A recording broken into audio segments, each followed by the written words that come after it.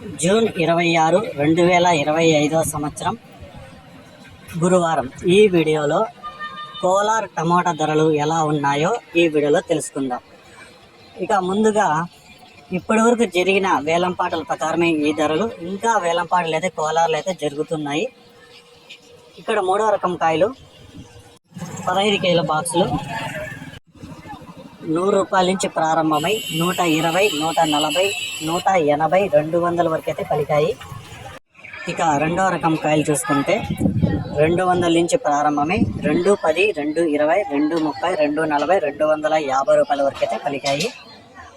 ఇక 1వ రకం కాయలు చూసుకుంటే 270 రూపాయల నుంచి ప్రారంభమై 280, 300, 320, 350 రూపాయల వరకు అయితే పలికాయి.